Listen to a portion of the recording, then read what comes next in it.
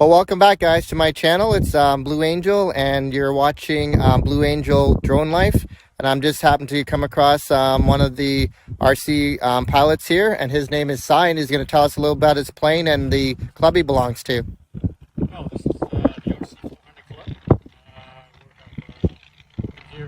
I've been here for about almost 15, 20 years. As you can see, lots of space here. It's a great club. We're off the highway. It's a great day today, but it's not too many guys out here. Right now I'm flying, it's a cart and 40% Edge 540 kit plane.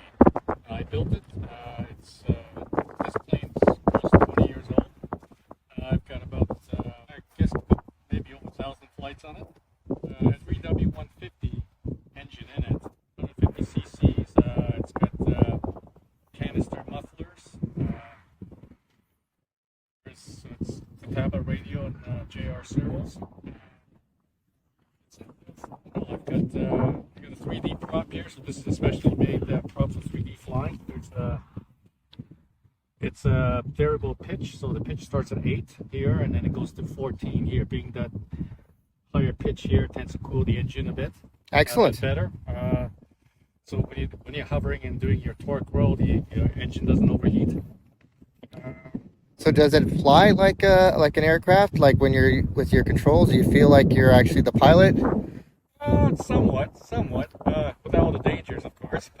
But you know, it's these planes, as you know, they have a higher power to weight ratio than the actual airplanes. So you can pretty much hover on the prop at about half the boat, which you obviously can't do with a airplane. Right. Now, as a drone pilot like myself, I have to follow a bunch of Transport Canada bylaws. Or any specific things for you in terms of like flying your RC plane? Was there any courses you had to take, or? Yeah, typically we have IMAC, which is a Motor Airplane Association of Canada. That includes your insurance in case there's any mishaps. MAC has its own rules as to where you can fly, and the field like this has to be MAC sanctioned. So typically this club doesn't have any instructors, but usually we want the guys to know how to fly, so they need to be cleared and instructed before they can start flying here. Right, totally makes sense. So what kind of endurance time do you get with this? I assume it's gas powered, or? It's gas powered. It's about it's a 50-ounce tank in there. I get probably 15-20-minute flights depending on how much throttle I'm using.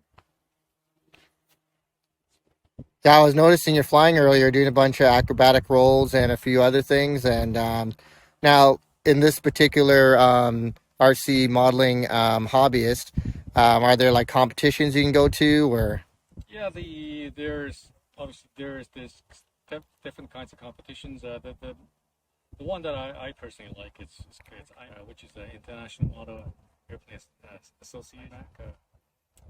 Not sure that's what it stands for, but I can't remember. Sounds great to me. But it's so IMAC is it's an international association. What IMAC has is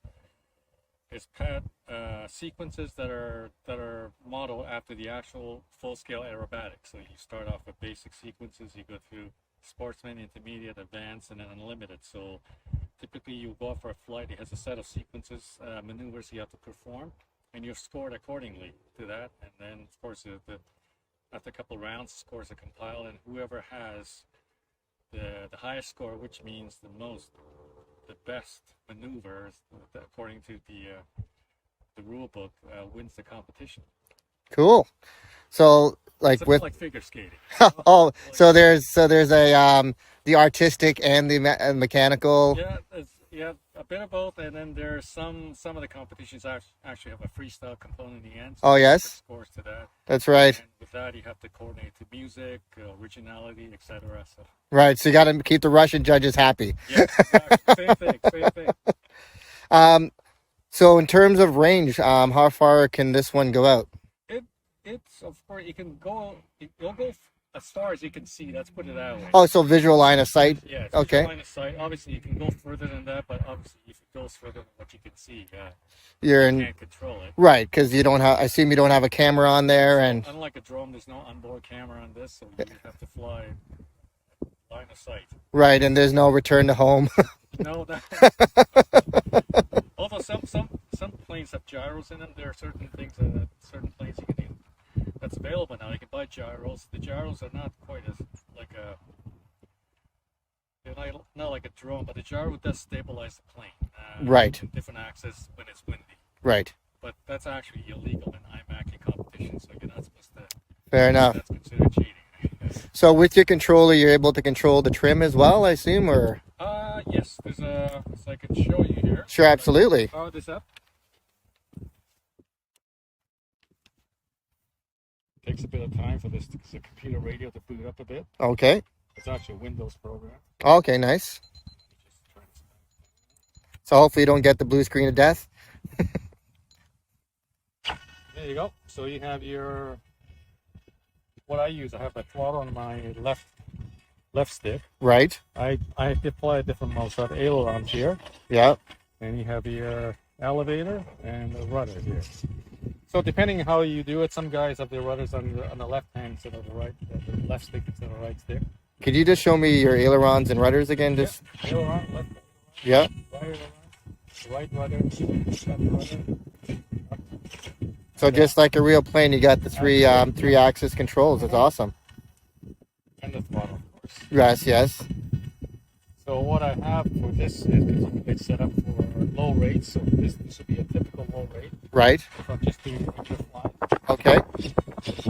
This is how much they move. Yes. So the aerobatics, I want to go to high rate. So here again, it's my low rate. I go to high rate. Oh wow. That's my high rate. And that's the same as positive. Right. So that'll be the high rate.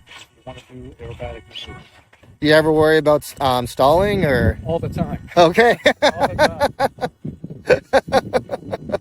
So when you go to high rates, obviously that's when you can stall it. Right. So we have what's called 3D maneuvering, which is typically 3D by definition is that you stall the airplane. Yes. You fly it past the stall.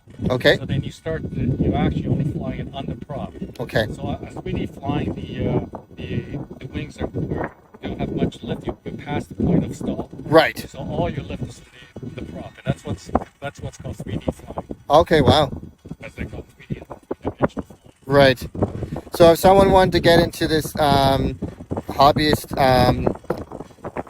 skill set or activity, what would you recommend them doing in terms of like, well, you mentioned MAC is in terms of getting certified, but what would be a good starter RC drone to fly?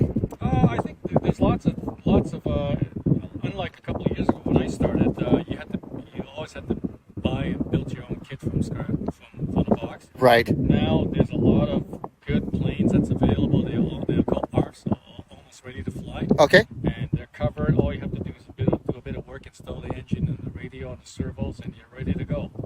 So I would recommend your nearest hobby shop. Right. They have a list of the clubs around the area. Mm-hmm. And from there you can start call up one of the clubs and see if they're taking members and then if they have classes they can start taking. Right. And a good way also to start, you got some great simulators on the market now, and that'll get you started, get you on the orientation, and that'll sure speed on the learning curve a bit. So. Excellent. Myself, I come with an IT background, so technology is something I enjoy. Like yourself, what appealed to you to get into this hobby? I think it's a bit of there's a lot of engineering behind this. Right. And that's what I enjoy about this. Mm-hmm. It's a mix of it's a bit of I like the building part. Yes. And there's always it's a bit of problem solving at a time. Like these things are not perfect, and they're not like real airplanes. Right. They do break down and things like that. So you always have to fix them and check the engines, and there's always nothing ever goes perfect the whole season. Always something breaks, and then you got to fix it. Well, I guess that's part of the fun, and and you're constantly learning stuff, obviously, with this, and so I could totally appreciate the appeal to that. So I just want to thank you so much for taking the time to educate me on RC aircrafts and what you can do, and why you enjoy it. Thank you very much. And thank you again.